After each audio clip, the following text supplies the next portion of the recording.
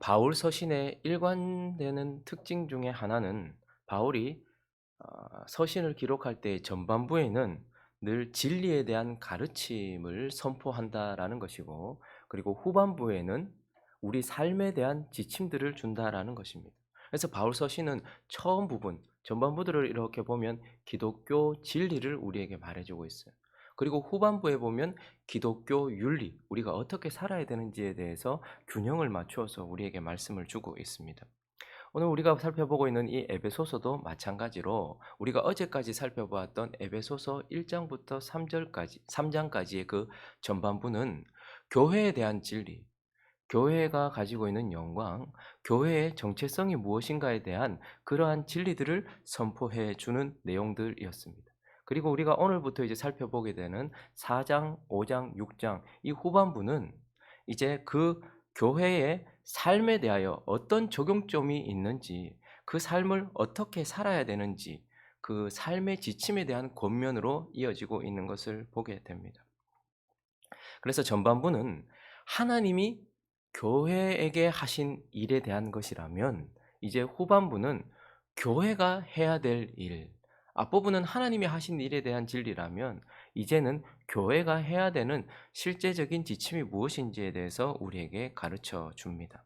그래서 오늘 본문을 통하여서 교회가 해 나가야 할 일, 교회의 구체적인 삶의 지침에 대하여서 오늘 본문은 두 가지를 우리에게 이야기해 주는데, 두 가지를 살펴보려고 합니다. 그 첫 번째는 먼저 하나됨, 하나되라. 교회는 하나되어야 한다. 교회의 가장 중요한 것은 하나되는 것이다 라고 말씀을 하고 있습니다. 3절을 우리 한번 읽어볼까요? 3절 시작. 평안에 매는 줄로 성령이 하나되게 하신 것을 힘써 지키라. 교회에 대한 구체적인 삶의 지침을 설명하면서 먼저 바울이 가장 먼저 제시하는 것이 무엇이냐면, 성령이 하나되게 하신 것, 하나님께서 우리를 하나되게 하셨으니 그 하나됨을 지켜 하나가 되어야 된다라고 우리에게 말씀하고 있습니다. 교회는 하나님과 하나가 되었습니다. 그리고 교회는 서로 다른 배경 속에서 살고 있었던 각자가 주인이던 인생들이 하나가 되어야 합니다. 그리고 지금 그때는 이방인 교회와 유대인 교회, 이러한 교회들이 하나가 되어야 된다라고 말씀을 하고 있습니다. 왜 하나가 되어야 합니까? 하나님께서 하나가 되게 하셨기 때문에 우리는 그 하나님께서 하나 되게 하신 것을 힘써 지켜야 된다라고 말하는 거예요. 여러분, 가정을 한번 생각해 보십시오. 우리의 가정을 하나님께서 어쨌든 우리가 사랑하는 사람을 만나서 선택하여서 하나 되게 하나가 되었지만, 어쨌든 우리가 결혼을 할 때는 하나님 앞에서 한 남자와 한 여자가 서로 하나님께서 둘이 한 몸을 이루게 하셨습니다. 이제 결혼이라는 것은 사람들 앞에서의 약속이 아니고 하나님 앞에서의 약속입니다. 그래서 하나님은 이제 둘이 한 몸이니 나누지 못할지니라 라고 우리가 하나님 앞에 먼저 약속을 드렸기 때문에 하나님 앞에서 부부가 하나가 되었죠. 그리고요, 이 부부의 사랑 속에서 자녀가 출산됩니다. 그리고 그 자녀들은 부모와 하나가 되는 한 가정을 이룹니다. 그런데 자녀가 또 출산되고 또 출산되면 그 자녀들이 서로 부모와도 하나 되고 형제들이 하나 되어지는 것이죠. 이렇게 가정을 볼 때면 하나님께서 부부를 한 몸으로, 그리고 부모 자식을 하나로, 그리고 형제들을 하나로 이렇게 한 가정으로 만들어 주셨어요. 그래서 가정은요, 지켜나가는 것입니다. 부부가 서로 자연스럽게 하나가 되는 것이 아니라 하나 되게 하신 것을 지켜나가는 싸움. 그리고 부모 자식 간에서도요. 여러분, 그런 말 하잖아요. 내 배 아파서 낳은 자식인데 뭐 저런 게 다 나왔나. 그런데 자식들도 그렇게 생각을 하죠. 뭐 저런 부모가 다 있냐. 그렇지만 어떻게 해요? 부모와 자녀가 하나 되기 위하여 이 하나됨을 지켜나가는 것입니다. 형제들도 마찬가지. 나는 오빠 싫어. 나는 저 형 싫어. 아니 뭐 저런 게 다 있냐 해도 그 형제들은 하나 되게 하셨기 때문에 하나됨을 지켜나가는 거예요. 도저히 내가 함께 있을 수 없어서 부모를 버리고 집을 나갔다 할지라도 여전히 그 자녀는, 자기가 나갔다 할지라도 그 부모의 자녀인 거예요. 아니 나 형제들하고 이제 만나기 싫어. 관계를 끊었다 할지라도 여전히 그들은 한 핏줄을 이어가는 형제인 것입니다. 교회도 영적인 가정이다라고 말씀을 하면서 오늘 본문 4절과 5절과 6절을 보시면 7번 하나 되게 하신 하나님의 7번의 하나가 나옵니다. 한번 읽어볼까요? 시작. 몸이 하나요 성령도 한 분이시니 이와 같이 너희가 부르심의 한 소망 안에서 부르심을 받았느니라. 주도 한 분이시요 믿음도 하나요 세례도 하나요 하나님도 한 분이시니 곧 만유의 아버지시라. 자, 여기까지 7번의 하나. 몸이 하나입니다. 성령도 한 분이십니다. 그리고 한 소망을 가지고 있습니다. 같은 소망을 가지고 있어요. 주도 한 분이시에요. 믿음도 하나예요. 세례도 하나예요. 아버지도 한 분이시다라고 말하면서 마치 우리 가정처럼 하나님께서 우리를 이러한 하나로 묶어주셨다라고 말씀을 하고 있는 것입니다. 그래서 성령께서 이제 이 하나로 묶어진 우리를 다시 3절을 보시면 뭐라고 말합니까? 평안에 매는 줄로 성령이 하나 되게 하신 것을 힘써 지키라. 우리가 하나 되어야 되는 이유는 하나님께서 하나 되게 하셨기 때문이고 그 하나 되게 하신 것을 우리는 이제 힘써 지켜 나가야 하는 것입니다. 유대인 공동체들은 이방인이었던 에베소 성도들을 같은 형제로 받아들이기 어려웠습니다. 그리고 같은 복음으로 그리스도인이 되었는데 자기들을 거부하고 있는 저 높은 자세를 취하고 있는 유대인들이 꼴사나워서 에베소 성도들도 이방인 성도들도 그들을 함께하고 싶지 않았을 것입니다. 이런 교회와 교회의 연합이 어려웠던 이유들은 서로가 자기 자신을 주장했기 때문이겠죠. 그리고 교회 안에도요. 다 각자가 이방인 교회는 유대인 교회는 그래도 한 분 하나님, 한 아브라함의 자손 뭐 이런 결속력이라도 있었죠. 그런데 이방인들은요. 다 자기가 주인이었어요. 뭐 아데미를 섬기고 뭐 이런 신도 섬기고 저런 신도 섬기고 이렇게도 살고 저렇게도 사는데 그런데 하나님께서 어떻게 하신 거예요? 이제 너희는 한 형제다. 한 아버지를 모시고 있고 한 그리스도를 모시고 있고 한 성령으로 하나 되었고 한 세례를 받았고 한 믿음을 가지고 있고 한 소망을 가지고 있다. 그래 너희는 하나다라고 말씀하시기 때문에 이제 하나님께서 하나로 묶어주셨기 때문에 어떻게 하는 거예요? 힘써서 지키라라고 우리에게 말씀하고 있는 것입니다. 하나님이 우리를 하나로 이곳으로 묶어주셨습니다. 그래서 우리도 힘써서 이 하나 되게 하신 것을 지켜 나가야 한다. 이것이 우리의 삶의 첫 번째 사명이다라고 우리의 삶의 지침이다라고 말합니다. 그리고 이 하나됨에 있어서 하나님이 하나 되게 하셨기 때문에 하나됨을 지키라라고 말씀하시면서 이러한 것들로 또 하나되라고 하나됨의 도구를 우리에게 주셨습니다. 2절을 한번 읽어볼까요? 2절 시작. 모든 겸손과 온유로 하고 오래 참음으로 사랑 가운데서 서로 용납하고. 우리가 하나 되기 위해서 보통 사람들은요 조직을 만들어요. 회의를 하고요. 그다음에 돈을 모으기도 하고 질서를 잡아서 위계 질서나 이런 조직체 매뉴얼들을 만듭니다. 그래서 하나 되게 하려고 이건 세상의 하나됨의 방법입니다. 그런데 하나님은 우리에게 유대인 공동체와 이방인 공동체가 하나 되고 교회 내부의 사람들이 하나 되게 하기 위해서 하나님은 하나 되기 위해서 먼저 어떻게 해요? 겸손으로 하나 되라라고 말합니다. 자신을 낮춤으로써 하나 되어야 한다. 우리가 하나됨을 지킨다, 하나됨을 지키기 위해서 힘쓴다는 것은 저 사람보다 내가 낮추는 거예요. 항상 나를 낮추는 거예요. 그래야지 하나 될 수 있다. 상대에게 그것을 너 좀 겸손해라라고 말할 것이 아니라 모든 사람을 대하는 우리가 겸손해야지 하나 될 수 있다. 그러므로 너희는 너 자신이 겸손함으로 교회의 하나됨을 지켜나가라라고 말씀하고 있습니다. 그리고 또 하나 온유로 하고라고 말하고 있습니다. 온유로 하고. 하나님께서는 온유해야지만 하나 될 수 있다라고 우리에게 말씀하고 계시는 것이죠. 온유는 진정한 강인함을 말하는 거예요. 자기 자신을 스스로 통제하는 것을 말합니다. 하나님께, 하나님의 말씀에, 그리고 자기에게 주어진 말씀대로 자신을 통제하는 것. 그래서 온유하지 못한 사람과 함께 있는 건 정말 힘들어요. 근데 참 온유라는 것이 어렵지 않습니까? 겸손도 어렵고 온유도 어려워요. 그래서 하나님은 이 하나됨을 지키기 위하여서 우리가 겸손하고 온유하고 이러한 것으로 하나가 되어야 된다라고 말합니다. 그리고 또 하나는 오래 참음으로 하나 되게 하라라고 말씀하고 있어요.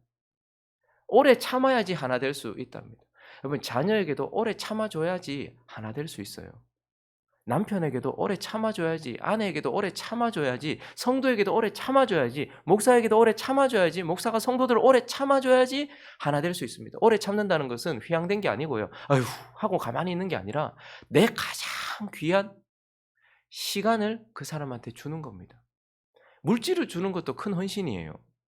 그런데 오래 참는 것은 물질보다 더 귀한 우리 인생의 가장 소중한 시간을 그 사람한테 주는 거예요. 그래서 오래 참음으로 하나 된다. 그리고 사랑 가운데서 서로 용납함으로 하나 된다. 용납할 때 내가 이해돼서 용납하는 게 아니고 사랑 가운데서, 사랑은 영원히 나를 그 사람한테 주는 거거든요. 사랑 가운데서 용납하라는 거예요. 그래서 저 사람의 모든 것들을 내가 받아주는 것, 이러한 것들로 하나 되라라고 말씀을 하면서 교회에 실제적인 삶의 지침, 그 첫 번째 가장 중요하다라고 생각하는 것을 하나님은 우리에게 제시하시면서 하나 되라라고 우리에게 말씀을 하고 있는 것입니다. 그리고 오늘 본문을 통하여서 또 한 가지 우리에게 주어지는 삶의 구체적인 지침, 두 번째는 자라가라라고 우리에게 말씀하고 있습니다. 자, 오늘 본문 말씀 13절을 한번 읽어볼까요? 교회를 향한 두 번째 지침 13절 읽어보겠습니다. 시작. 우리가 다 하나님의 아들을 믿는 것과 아는 일에 하나가 되어 온전한 사람을 이루어 그리스도의 장성한 분량이 충만한 데까지 이르리니. 우리에게 온전한 사람을 이루어서 그리스도의 장성한 분량이 충만한 데까지 어떻게 해요? 자라가. 저기서 온전하다는 것은 퍼펙트를 얘기하는 게 아니에요. 완전하다는 것을 얘기하는 것이 아니라 성숙해 가는 것을 말하는 것입니다. 그래서 우리는 이제 하나님을 믿는 것과 아는 일에 하나가 되어서 성숙한 사람을 이루어 그리스도의 장성한 분량이 자라기까지, 그 자라기까지 15절도 이렇게 말씀하고 있는데요. 오직 사랑 안에서 참된 것을 하여 범사에 어디까지? 그에게까지 자랄지라. 그는 머리니 곧 그리스도라. 우리에게 중요한 두 번째 삶의 지침은 바로 자라가는데 그리스도의 장성한 분량, 그리스도처럼, 우리의 머리 대신 그리스도처럼. 그래서 예수 그리스도가 이 땅에 오셨을 때에 아무것도 하지 않고 십자가만 지시고 우리를 구원하시고 죄사함만 주셨던 것이 아니고 인간의 몸을 입고 있는 자들이 하나님을 어떻게 섬겨야 하는지, 사람을 어떻게 사랑해야 되는지에 대한 본을 보여주셨습니다. 예수 그리스도는 그래서 우리의 구원이시기도 하고 우리의 본이시기도 합니다. 그래서 우리는 그분을 구주요 또한 선생이라고 말하죠. 그런데 우리가 그분처럼, 예수님처럼 자라가라라고 우리에게 말씀을 하고 있는데, 특별히 이 자라가도록 하기 위해서 하나님은 진리를 통하여 진리 속에서 진리로 자라가라라고 말씀합니다. 오늘 11절은 교회에 주신 귀한 선물에 대해서 말씀하고 있는데 11절을 한번 읽어볼까요? 시작. 그가 어떤 사람은 사도로, 어떤 사람은 선지자로, 어떤 사람은 복음 전하는 자로, 어떤 사람은 목사와 교사로 삼으셨습니다. 오늘 본문에는 목사와 교사 이렇게 번역되어 있지만 사실 목사인 교사라고 이렇게 번역하는 것이 훨씬 나을 것 같아요. 사도, 선지자, 복음 전파자, 목사, 이렇게 네 부류의 직분에 대해서, 은사에 대해서 우리에게 주고 있는데요. 저것만 교회에 중요하고 저것만 있다는 것이 아니라 특별히 오늘 자라가야 되는 교회를 향하여서 하나님께서 자라갈 수 있도록 주신 선물이 무엇인가에 대해서 말해주는 거예요. 저기 있는 모든 직분은 다 말씀과 관련된 직분이에요. 그런데 사도와 선지자, 저기 선지자를 구약의 선지자처럼 생각하는데 사실 구약의 선지자를 말하는 것이 아닙니다. 만약에 구약의 선지자를 말하는 것이었다면 앞에, 사도보다 앞에 나와야 되겠죠. 선지자가 먼저 나와야 되겠죠. 그런데 사도와 선지자라고 말하기 때문에 저기 선지자는 신약 시대에 성경이 완성되기 전, 그래서 사도행전 13장을 한번 가보실까요? 11장 한번 먼저 보죠. 11장 27절. 신약 시대에도, 구약 시대에도 선지자들이 있었어요. 그런데 신약 시대에도 신약의 선지자들이 있었는데요. 그때에 선지자들이 예루살렘에서 안디옥에 이르니 유명한 사람이 나옵니다. 28절. 누구죠? 그중 아가보라 하는 한 사람이 일어나 성령으로 말하되 천하에 큰 흉년이 들리라 하더니 글라우디오 때에 그렇게 되니라. 신약 시대에 선지자들이 있었다라고 말씀하고 있습니다.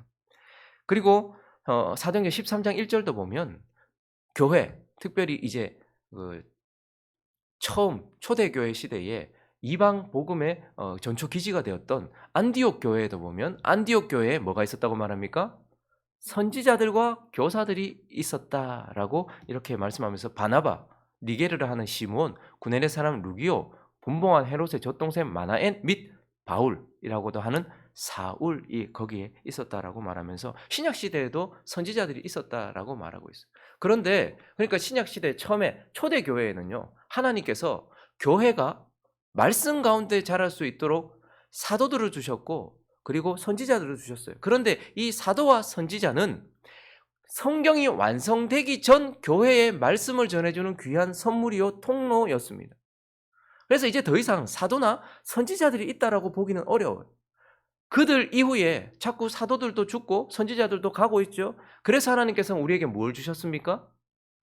기록된 성경을 완성하여 우리에게 주셨습니다. 그 이후에는 하나님께서 교회에 어떤 선물을 주셨습니까?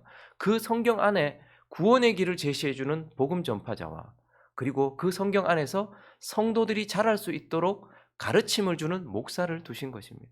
지금도 어떤 사람들은 난 사도다 이렇게 말해요. 사도는 교회의 터였습니다. 더 이상 사도는 없습니다. 그리고 자기는 하나님께서 선지자래요.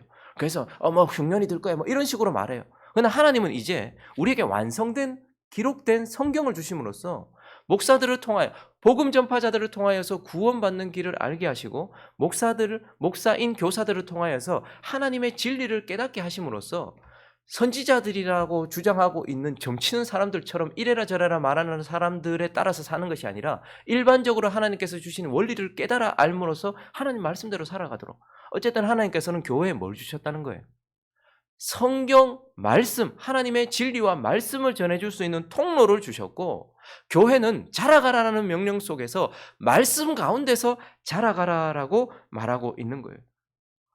그래서 말씀 가운데서 자라가서 14절처럼 되지 않도록 14절을 읽습니다. 시작. 이는 우리가 이제부터 어린아이가 되지 아니하여 사람의 속임수와 간사한 유혹에 빠져 온갖 교훈의 풍조에 밀려 요동하지 않게 하려.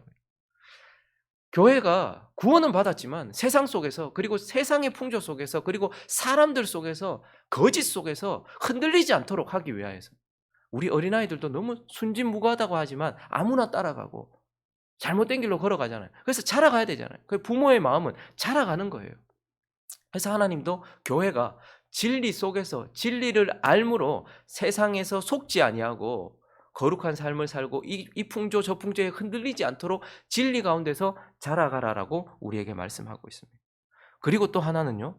지체를 통하여 자라가라. 지체 속에서 자라가라라고 우리에게 말씀하고 있어요. 여러분 우리를 자라게 하는 것은 말씀만이 아닙니다. 말씀 중요해요. 그런데 또 하나 우리가 간과한 것이 있는데 오늘 16절을 읽어볼까요? 16절 시작. 그에게서 온 몸이 각 마디를 통하여 도움을 받음으로 연결되고 결합되어 각 지체의 분량대로 역사하여 그 몸을 자라게 하며 사랑 안에서 스스로 세우니라. 우리가 자라는 것은 진리신 예수 그리스도, 그 예수 그리스도와 그분의 말씀을 통해서 자라가요. 그런데 또 하나 그에게서 내가 곧바로 연결되었다라고 말하지 않고 온몸이 각 마디를 통하여서 도움을 받음으로 연결되어 있다라고 말해요. 그리스도를 통해서 진리를 통해서도 자라가지만 우리가 각 지체가 되어서요. 각 지체의 분량대로 역사하여 그 몸이 서로 연합하여서 지체를 통하여서 또한 자라간다라고 우리에게 말씀하고 있는 것입니다. 그래서 저와 여러분이 행복한 우리 교회가 자라기 위해서는요. 분명한 진리의 말씀 속에서 말씀을 통해서 자라가요. 근데 또 하나요. 반드시 우리는 성도들과의 연합 속에서 성도들 안에서 다양한 성도들 속에서 자라가는 거예요. 그래서 말씀을 맡은 자들이 참 중요하죠. 왜냐하면 자라가는 중요한 통로가 되기 때문입니다. 그런데 모든 성도들이 다 중요해요. 왜요? 다양한 은사를 가진 사람들이 자신의 각자의 은사를 따라 자신의 분량대로 서로에게 도움을 주고 있기 때문에 그렇다는 거예요. 그래서 7절과 8절을 보시면요. 우리 각 사람에게 그리스도의 선물의 분량대로 은혜를 주셨다. 그래서 은사가 다 달라요. 교회는 하나이지만 다양성을 가진 그러한 하나입니다. 그래서 각 사람에게 그리스도의 선물의 분량, 선물이란 내가 원하는 걸 받는 것이라기보다는 주는 사람이 주는 것이죠. 그래서 우리에게 은사는 그분의 뜻대로 우리에게 줬어요. 어떤 사람은 이야기를 잘 들어주는 은사, 또 어떤 사람은 또 뭐 이렇게 잘 섬기는 은사, 음식을 잘하는 은사, 어떤 사람은 말을 하는 은사 이런 것들을 각자 다르게 줬고요. 은사도 다르지만 또 같은 걸 받았다 할지라도 분량이 또 달라요. 다 다르다는 말이죠. 그래서 우리 각 사람에게 그리스도의 선물의 분량대로 은혜를 주셨다. 그래서 8절을 보니까요. 그러므로 이르기를 그가 위로 올라가실 때에 사로잡혔던 자들을 사로잡으시고 사람들에게 선물을 주셨다. 은사는 마치 그리스도께서 이 땅에 내려오셔서 전쟁을 치르셨잖아요. 십자가로 승리하셨잖아요. 승리하고 나면 전리품들을 얻잖아요. 그래서 예수 그리스도는 이제 승리하셔서 승리하신 그 하늘나라로 올라가시면서 우리에게 전리품들을 나누어 두듯이 교회의 모든 사람들에게 다 교회를 세울 수 있는 은사를 주셨다라는 거예요. 그래서 우리는 다 교회 안에서 자신의 역할을 감당해야 되는 겁니다. 어떤 사람은 그 자리에 앉아 있는 것만으로도 교회를 위한 그러한 헌신이 되는 거예요. 진리 안에서 우리는 서로 자라갑니다. 그리고 지체 속에서 우리는 자라가는 거예요. 그래서 이 다양한 지체들과의 관계 속에서 그 다양한 은사를 가지고 있는 여러 분량을 가지고 있는 사람들과의 조화 속에서 자라가는 겁니다. 교회가 왜 이렇게 어릴까요? 지금 한국 교회가 거의 어린아이 수준입니다. 자기 멋대로 하려고 부모에게 어떤 가르침을 받지 못한 자기 멋대로 하려고 하는 그러한 떼쓰는 어린아이 수준에 머물러 있는 이유는 진리 안에서 자라가지 않기 때문이거든요. 요즘에는 진리보다 하나님의 말씀의 계시보다 윤리 도덕적인 것들을 더 좋아하고 감동적인 이야기를 더 좋아하니까요. 그러니까 자라가지 않았겠죠. 그러면 또 하나는 성도들끼리 연결되어서 그리스도의 역사가 흘러가는데 지체들이라고 할 수 없는 서로에게 관심이 없고 이 세상 풍조를 따라서 지금은 다 1인 가구 시대가 되었어요. 가족끼리 서로 연합하여 있었고요. 그 가족들이 뭉쳐서 대가족을 이루고 있었고 한 동네를 이루고 있었어요. 강력했었습니다. 그러나 이제는 1인 가구가 시어돼요. 뭐 혼술, 혼밥. 근데 교회도 이제 다 따로따로 있는 거예요. 그러니까 잘할 수 있습니까? 없습니까? 못 자라는 거죠. 그래서 하나님은 우리에게 말씀하십니다. 교회는 자라가는 공동체다. 진리를 통하여 성도들의 관계를 통하여 자라간다. 그러므로 너희가 이렇게 자라가야 된다라고 말씀을 하고 있는 것입니다. 말씀을 정리하겠습니다. 그럼 제가 이제 가정을 이루고 가장 기쁜 것은 가정을 이루고 제가 가장 추구하는 것은 저와 제 아내가 늘 하나 되는 것입니다. 하나 되는 게 쉽지 않잖아요. 30년을 넘게 각자의 삶을 살아오던 우리가 사랑으로 연합했지만 하나님 앞에 약속하고 서로 하나가 되었지만 이 하나를 지켜나가는 것은 힘든 거예요. 그렇지만 서로 하나 되기 위하여 힘써야 하죠. 그리고 우리의 사랑 속에서 자녀를 하나님께서 주셨어요. 그래서 저는 이 가정이 이 자녀들이 부모 안에서 하나가 되어지고 그 형제들끼리 하나가 되는 것 저는 그게 가장 기쁘고 소중한 우리 가정을 향한 가치라고 생각을 해요. 그리고 저는 저희 자녀들에게 다른 것 바라지 않습니다. 예수님처럼 키가 자라기를 원하고요. 예수님처럼 지혜가 자라기를 원해요. 그래서 하나님 안에서 아름답게 자라가기를 원합니다. 이것이 제가 우리 가정을 향한 우리 자녀들을 향한 가장 중요한 가치요 가장 소중한 바람입니다. 근데 하나님도 동일합니다. 이제 5년을 지나고 있는 행복한 우리 교회를 향해서 하나님 뭘 원하실까? 하나님은 우리가 하나 되기를 원하실 것입니다. 서로 다른 사람들을 모아놨지만 우리가 하나됨을 지켜나가기 위하여 겸손과 온유 그리고 오래 참음, 사랑으로 용납 이런 것들로 하나 되기를 원하고 계시고 그리고 우리가 진리 가운데서 성도들과의 연합 가운데서 조화롭게 자라가기를 원하신다는 것을 기억하면서 다른 거 큰 거 바라고 내가 하나님께 이런 거 하겠습니다. 그런 거 말고 부모이신 우리의 아버지 되신 하나님이 원하는 것을 우리가 해나가는 그래서 하나 되고 자라가는 행복한 우리 교회 그리고 주변에 있는 교회들과 연합할 수 있는 행복한 우리 교회가 되시기를 예수 그리스도 이름으로 축원합니다.